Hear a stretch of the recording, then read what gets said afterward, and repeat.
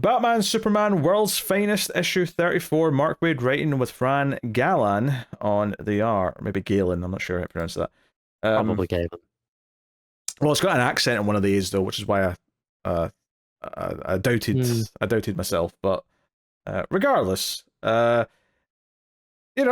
is a very fluffy book, right? And it's just kind of like, it's been kind of so-so recently. I think the last couple of issues I've just been kind of like, they're fine, but I'm not really feeling much from them. They kind of devolve into a lot of characters just fighting sometimes. I was intrigued into this though, just for the promise of it's Batgirl and Jimmy Olsen are going to be the leads, and I'm like, oh, that's an interesting pairing, and a little bit different, yeah. Batgirl's not really been around in this World's Finest book as of yet that much, so yeah. I will say I'm not in love with they are, particularly the faces here. Like that very first page. Yeah, that first page with Superman especially, I just think he looks weird. I think actually, like, this might sound particularly weird. I think he's extra bad at drawing Superman. And I think his Batman often looks a bit wonky. I think his Batgirl and his Jimmy most look fine. It's very odd. Well, I think what's strange about it is that, yeah, I mean, Batgirl's got a little bit of that big eye syndrome, that first page with her and the dog, but yeah, like, I feel like the more masked the characters are, the better he is at drawing them, which is weird. Yeah, but there's an exception on Jimmy that I think there is no point that Jimmy's face looks bad. Okay. Not in the way that Superman's does at the start, maybe or later on for that matter. Maybe he's good at drawing young faces, like youthful faces. Could be it. Maybe it's the middle-aged ones that he's struggling with. But anyway, so the plot of this is that Batman, Superman, and Robin beat this villain like a year ago. Galtar was the name. A year later, they've been missing for a week, and Batgirl with what's his face, Ace, the Bat Hound, like they're taking out some villains, and Ace notices stuff that we can see in the art, but Batgirl's like, "What are you looking at, boy? I don't see it."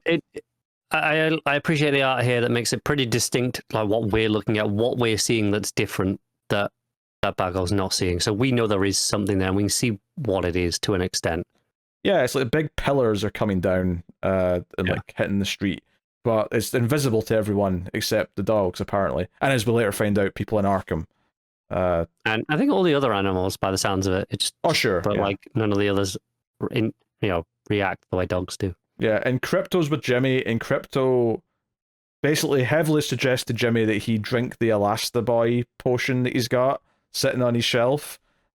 Sure. So he's got stretchy powers for the rest of the issue. And Crypto flies him to Gotham. They quickly meet up with Batgirl and an Ace. And it's like time to go and, figure out what's going on. They go to Arkham. And people in Arkham have tied up the guards, and they can see this stuff that's happening to the city, but no one else can. They're confused why no one's seeing it. Yeah. So, and the villain's getting ready to do stuff. But basically, our characters, find the villain and fight the people around him. Jimmy, there's like a really creepy bit actually where Jimmy like stretches his eyeball like through a hole in like a grate in the big monolith thing that the villain was sitting on. And I thought that was disturbing looking. I get that he's got stretchy powers, but something about just the eyeball stretching out was really weird to me. Yeah, I appreciate that though. There's a few times in this issue though that Jimmy with the powers and with the purple kept looking at him and thinking Metamorpho for some reason. Yeah. I don't know why, but it kept like there was like 3 times in this issue that it just like popped into my head. Well, yeah, the outfit is very Metamorpho. It's not got that split color, but it's very similar. I think it's a couple of pages before, after the eyeball. It's 2 pages after the big page, where the 2/3 of it is like Superman, Batman, and Robin coming back. There's a page of Jimmy like wrapped around the villain. It just looks like such a Metamorpho panel. It is. It's very Metamorpho, yeah. Yeah. Even though I feel like they're going for more elongated man in the color scheme, but it's very similar to Metamorpho's color scheme. Yeah. So yeah. They open like this monolith, this Lovecraftian monolith, and it lets the world's finest out. And again, I would agree that Superman's face is the worst of the 3. He just looks wrong. Yeah, it's very strange. Do you know what the thing is? It looks like it looks like when Jeff Lemire draws faces of normal people. Yes. But that's fine when everyone looks like that in a Jeff Lemire comic. It's really stylized. And like everyone looks a little bit square, a little bit wonky. Like because everyone's like that, it's just the vibe. But someone just sticks out weird. I think what makes it weirder on this page in particular is his eyes. Because Batman and Robin have the eyes, they're whited out with the masks. Whereas Superman has his normal, and it makes him look weirder than the other two. I think that's what it is anyway. Yeah. So yeah, it's a pretty fluffy story. There's not really much to it. It ends on a joke where, Barbara says something about there being a superpowered dog, and Jimmy, as he's been flown off by Crypto, says you should see the cat, and Babs just sort of does like a sort of double take and says there's a cat, and then that's the cliffhanger, or not cliffhanger, but the ending. Yeah, I think like there's a version of this issue that I think I would love. The creepy Lovecraft villain, the eyes, like the like play it like really dark body horror. I like this all the version. I like all the elements that potentially is in here, but I just don't think it's actually he's put it together in a way that's actually compelling. Yeah, this book, like I've been really hit or miss with this book for a long time now, where I find like it has like a good arc. And then it'll be like, it's just fine for a while. And then it'll really solid arc again.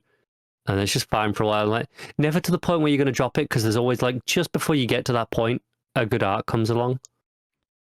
Although, maybe there'll be less of that now without Dan Mora. Yeah. I think this could have benefited from being like maybe 3 issues rather than 1 issue, this story. Just time to like build up the suspense of what the villain was and the Lovecraftian side. Bit of time to actually have Batgirl and Jimmy maybe bond a little bit and their team up. You know? Yeah. There are like pages that I love. Like there's that page of the alien dude sat on top of his pillar. Like the pyramid one, and he's holding the eye above his hand. Like there's pages like that I'm like, yeah, I want the vibes of that for like a couple of issues. And it's just so rushed that I just none of it really landed all that well. I felt the same way. There was a issue at the start of an arc a couple of arcs ago where it ended up just being a one-shot issue in the series, but it was there's a murder in a room in Themyscira where no one could have gotten in, and I'm like, oh, that's a great murder mystery, give me this 6-issue arc, and then it was solved by the end of the issue, and I was like, no, what are you doing? That was such a good concept, and you flushed it down the toilet. Yeah, I'm worried. It looks like obviously this is just a one-shot issue. It's just this next Aquaman, and I'm like, it feels like it could be a one-shot issue with Aquaman. It probably will be. It's an easy enough read. I mean, I think I had doubts this week just because I had 13 goddamn books, so it was like, oh, this is the tacked on one. But at the same time, it is very easy to read this usually. So, yeah, you know. Anyway, what are you giving World's Finest? I think this is going to sound harsher than I mean it to, but probably a 4. Oh, that is harsher. it sounds harsher than I mean it to, and I mean with the caveat that 5 is just average. It's okay. It's fine. I think this is a little bit less than that. I think the story's fine, but there are elements that I want to be fleshed out. I want it to be doing more with. I want it done in a different way. The art is mostly fine, but at points is actively bad. I've accidentally just looked at Superman on the very last page, and he has, if you look at the very last page, the first panel, Superman's face, it's got like no detail, and he's just super goofy, and I hate it. And that's just probably knocked half a point off, just seeing that right before I did my rating. Like things like that. Like, really? Actually, yeah. Funny you say this, given everything we said earlier about Jimmy, but it looks a bit like Metamorpho in that panel. Yeah, with hair. Like I said, yeah, it is that. But yeah, so I think I can't justify giving it more than a 4, even though it's not. It's not a terrible read at the same time. Yeah, I mean, I think that's a bit hard. I would. So you say 5 is mid and therefore it's fine. I wouldn't say mid is fine. I would say mid is mid, so it's mediocre. I would say 6 is decent. I guess fine's. Actually, if anything, I'd say fine's closer to a 6. Like, it's really decent. Fine, so it's mediocre is 5, and I think this is below mediocre. Yeah. I think the art drags it down too much for me. So I'm going to say. I feel like it was a 6, but really focusing on some of those panels where the art's really bad, I think it's probably knocking it down to a 5.5. But like, I'm not raving at it. I don't think it's a bad issue. It's just not a good issue.